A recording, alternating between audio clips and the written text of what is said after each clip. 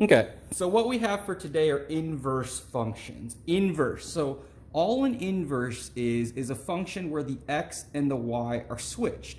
So in this case, if 3, 4 is a point, what's the inverse of 3, 4? Well, all you do is you just switch the x and the y, so it becomes 4, 3. Okay, so 4, 3 is the inverse of 3, 4.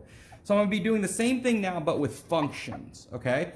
So first thing I always want us to do is, whether this is f of x, g of x, h of x, whatever it is, I want us to change this to y, okay? So I changed this f of x to y.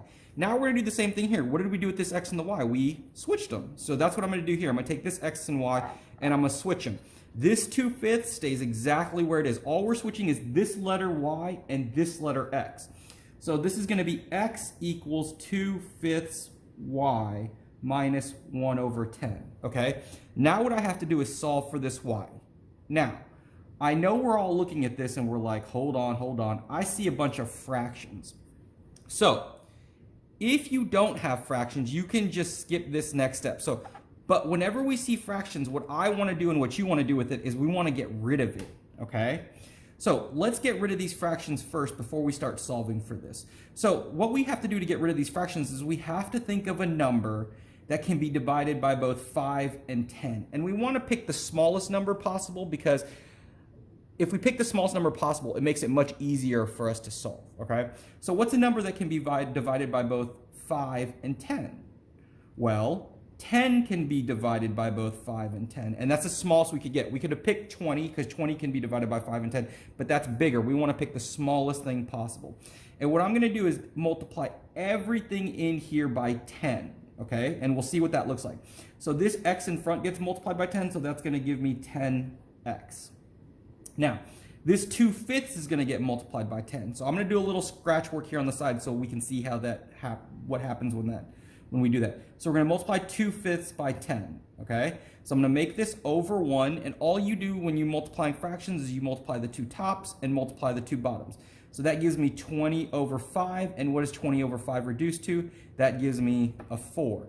So 2/5 times 10 over 1 gives me a 4. So this is going to become 4y. Okay, and now I'm going to do the same thing with the 1/10. So I'm going to go 1/10 times 10 over 1. That gives me 10 over 10. And what's 10 over 10? That gives me a 1. So this just becomes a minus 1. And now all the fractions are gone from our problem, and we can go ahead and solve for this y.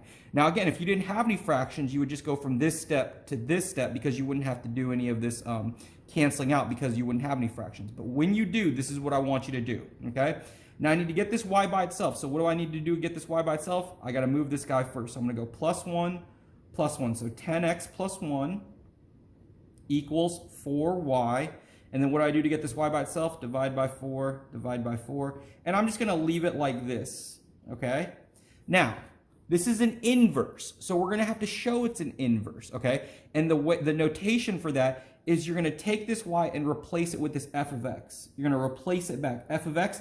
And to show that it's the inverse of this function, you're just going to put a -1 right here in the corner in between the f and the x, up at the top. And then I'm just going to rewrite this, 10x plus 1 over 4 equals, and that's what I'm looking for as an answer. Okay? Okay, so we got one more example. So again, first thing, f of x, g of x, h of x, I don't care what this is. I want this switched to y. Okay, and then what do you do to do the inverse? You take my x and my y and you switch them. Again, this 4 stays where it is. This squared stays where it is. You're literally just switching the x and the y only. Nothing sticks to it. So this is going to be x equals 4y squared minus 5. Okay, we'll take care of the squared at the very end, but let's move these other two first. So how am I going to move this?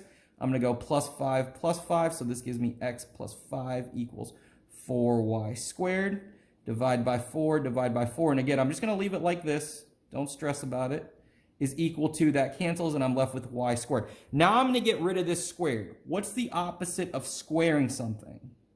Well, it's square rooting it.